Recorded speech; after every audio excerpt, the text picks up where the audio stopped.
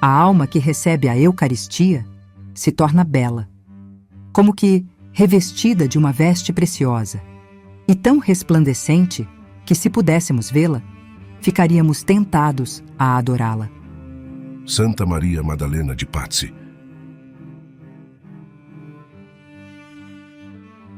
Ó amor, que não sois conhecido nem amado, como estais ofendido. Estas misteriosas e sublimes palavras ecoavam pelos muros do mosteiro carmelita de São Fridiano, em Florença, naquela tarde de inverno de 1584. Uma noviça de 18 anos as havia pronunciado com lábios trêmulos, o rosto inflamado e banhado em lágrimas. Surpresas, as irmãs não sabiam o que pensar. Conheciam a piedade da sua jovem companheira, mas nunca a tinham visto nesse estado de exaltação, prestes a desmaiar. Tomaram-na nos braços, julgando-a acometida de súbita doença, e procuraram acalmá-la. Mas durante 2 horas, ela parecia nada ver, nem ouvir, dominada tão somente por esta ideia. Deus é amor e não é amado. Tratava-se de Santa Maria Madalena de Pazzi. Ela nasceu na cidade de Florença, berço e âmago da Renascença italiana, em um suntuoso palácio situado ao sul do histórico Duomo, na esquina da Via del Proconsolo com o Borgo degli Albizzi, em 2 de abril de 1566. Catarina de Pazzi, filha única de Camillo di Geri de Pazzi e de Maria Lourenço Buondelmonte, ambos de ilustres famílias da República. Seus pais educaram com esmero a menina de rara beleza, e nela depositavam as esperanças de um futuro brilhante na vida social, na qual poderia sobressair-se graças a seus dotes naturais e ao parentesco do pai com a prestigiosa casa dos Médici. Catarina de Pazzi, de fato, estava destinada a reluzir nos céus da história, mas não precisamente segundo as ilusões de seus progenitores. Desde a infância, Catarina deu mostras de ser uma alma eleita. Quando pequena, encontrava maior prazer no silêncio, na oração e nas práticas de piedade do que nas brincadeiras próprias à idade. E era para ela a recreação mais agradável ensinar o credo, o Pai Nosso e a Ave Maria às crianças camponesas. Antes mesmo de completar a idade requerida naqueles tempos para receber a Eucaristia, nutria ela excepcional devoção ao Santíssimo Sacramento. Certa vez, sua mãe, intrigada com as atitudes da filha, interrogou-a sobre a razão pela qual passava alguns dias inteiros a seu lado, sem separar-se sequer por um instante. Respondeu com candura a pequena: É que nos dias em que comungais, sinto em vós o perfume de Jesus. Considerando o fervor e a maturidade da menina, seu confessor consentiu em abrir uma exceção, concedendo-lhe fazer a primeira comunhão em 25 de março de 1576, quando contava apenas 10 anos. A consolação e o gozo de Catarina não conheceram limites. E tendo uma vez degustado o pão dos anjos, cresceu ainda mais em sua alma a piedade eucarística, conforme a frase da Escritura: os que comem de mim terão ainda fome. Deste modo, obteve autorização de comungar todos os domingos, para o que ela contava os dias e até mesmo as horas. 3 semanas após sua primeira comunhão, na Quinta-feira Santa, estando recolhida durante a ação de graças, Catarina sentiu-se movida pelo amor divino a prometer a Deus proceder de forma a agradá-lo em tudo. Fez então o voto de virgindade perpétua, voltando definitivamente as costas ao risonho porvir oferecido pelo mundo, decidida a viver só para Deus e em Deus para sempre. Não pensavam seus progenitores do mesmo modo, e apenas completou os 16 anos, manifestaram o desejo de vê-la contrair matrimônio. Assim, para não pôr em risco a consagração feita a Deus, a jovem optou por declarar abertamente ao pai que preferia ter a cabeça cortada a renunciar a seu voto e ao estado religioso pelo qual almejava. Estupefato diante de tanta determinação, Camillo de Pazzi cedeu, sem opor mais objeções. Sua esposa, entretanto, não se rendeu com a mesma facilidade. Apegada à filha por uma afeição puramente natural, Maria Buondelmonte empregou todos os meios ao seu alcance para desviá-la da vocação religiosa. Julgava, talvez, ser mera fantasia de adolescente que não tardaria a esvanecer-se à vista de um futuro atraente. Mas Catarina, longe de abandonar seu propósito, fê-lo crescer em seu coração, acrisolado pela espera e pela prova. Ao cabo de alguns meses, a senhora de Patsy teve de se declarar derrotada. Vencida a batalha e obtida a permissão para abraçar a vida religiosa, Catarina escolheu o convento das Carmelitas de Santa Maria dos Anjos, no bairro de São Fridiano, pela simples razão de terem essas religiosas a prática da comunhão diária. Após ter passado nele 15 dias a título experiência, foi aceita de forma definitiva em 1º de dezembro de 1582, recebendo 2 meses depois o hábito de noviça e o nome de Maria Madalena, por sua especial devoção a essa santa. Uma nova dimensão de vida iniciava-se para a jovem religiosa. De um lado, o Senhor ia lhe conceder o tesouro de suas consolações, para torná-la um apóstolo de seu amor entre os homens.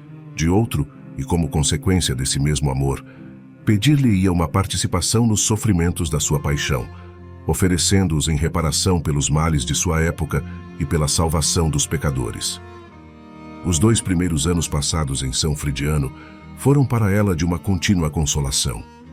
Sentia-se arrebatada ao contemplar o amor de Deus pelos homens e compreender também o horror e a malícia do pecado e a ingratidão dos que o cometem. Contudo, passado algum tempo, uma misteriosa doença a acometeu, obrigando-a durante 3 meses a guardar o leito. Nessas condições fez sua profissão religiosa em 27 de maio de 1584. A partir desse dia, os êxtases passaram a ser contínuos, sobretudo de manhã, após receber a comunhão. Não sabia se estava viva ou morta, fora do meu corpo ou dentro. Relatou mais tarde a jovem Patsy, descrevendo esses místicos arroubos. Na quaresma de 1585, os fenômenos extraordinários chegaram a um auge de intensidade. No dia 25 de março, sentiu gravadas em seu peito as palavras Et verbum caro factum est. Na segunda-feira da Semana Santa, recebeu os sagrados estigmas de Cristo, contudo não de forma visível. Na quinta-feira santa, Irmã Maria Madalena entrou num êxtase que durou 26 horas. Ao longo de todo o período no qual se comemora a paixão do Divino Redentor, ela sentiu em si, fisicamente, as mesmas dores, as mesmas angústias, os mesmos tormentos de Jesus. Surpresas e maravilhadas, as demais religiosas puderam contemplá-la percorrendo as diversas dependências do mosteiro, ora acompanhando o Divino Mestre em sua agonia, ora em seu julgamento, ora ainda na dolorosa coroação de espinhos. Por fim, viram-na entrar com uma cruz aos ombros, na sala do capítulo onde estendeu-se no chão para ser pregada no madeiro. Depois recostou-se na parede e, de braços abertos, repetiu as 7 últimas palavras do crucificado.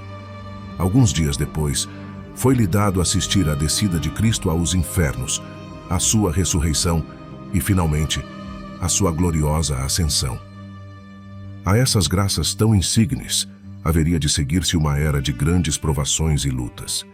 Antes, porém, o próprio Jesus se dignou anunciar-lhe esse doloroso período, de maneira a dar-lhe oportunidade de pronunciar seu faça-se e uni-la cada vez mais ao Cristo obediente e sofredor.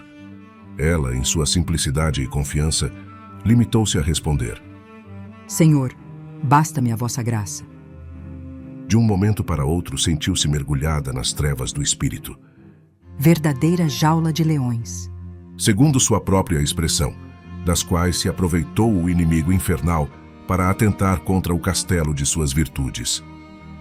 A terrível prova iniciou-se na solenidade da Santíssima Trindade de 1585. Irmã Maria Madalena de Patsy perdeu completamente o gosto pela oração e por qualquer exercício de piedade. Experimentou tentações contra a pureza, contra a fé, contra a humildade e até contra a temperança no comer. O espírito maligno sugeriu-lhe pensamentos de blasfêmia e de desespero, a ponto de inspirar-lhe a ideia de abandonar o hábito religioso e fugir da comunidade. 5 longos anos se passaram, em meio a tais lutas, entremeadas de curtas intermitências de consolação.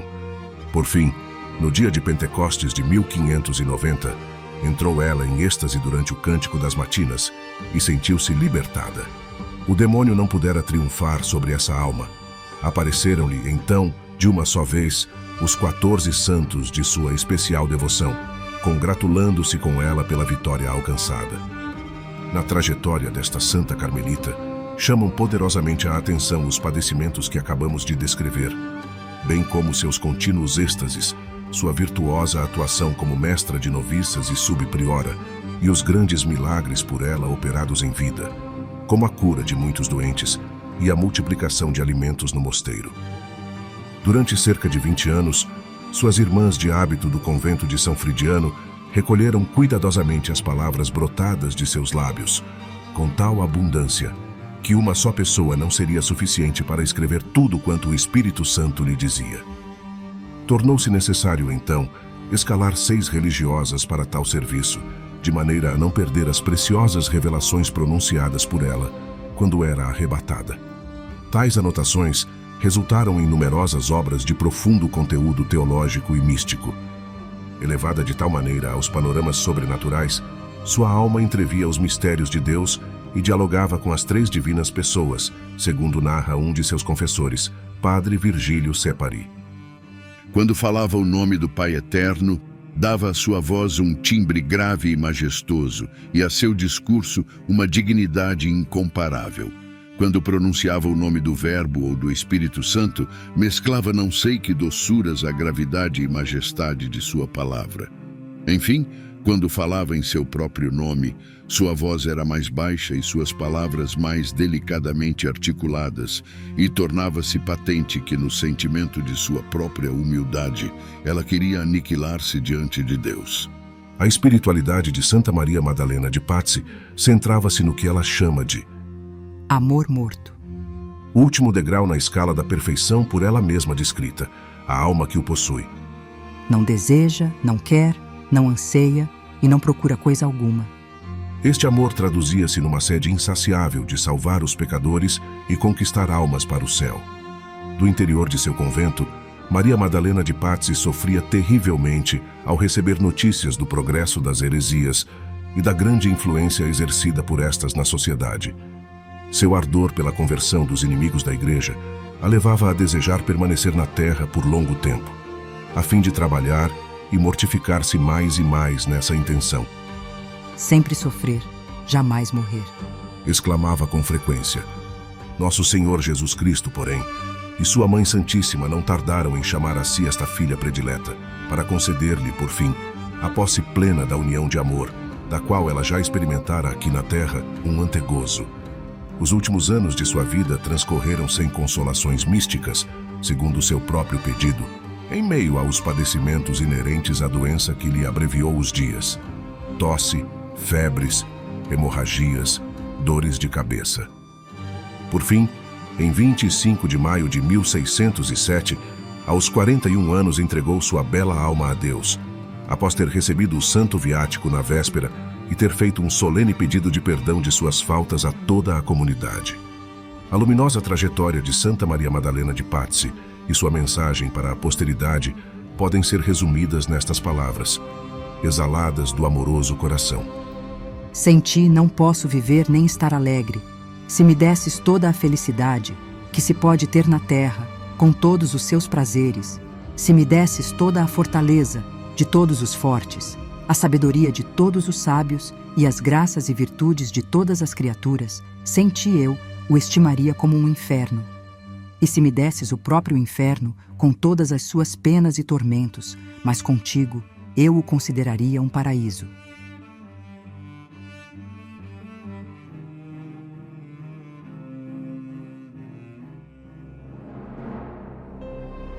Meu Senhor e meu Deus, eu quero um amor tão ardente e entregue por ti como o de Santa Maria Madalena de Pazzi. Ó Deus, que destes grandes graças na vida mística de Santa Maria Madalena de Pazzi, fazei que eu também seja um dócil instrumento em suas mãos para a maior glória de vosso nome.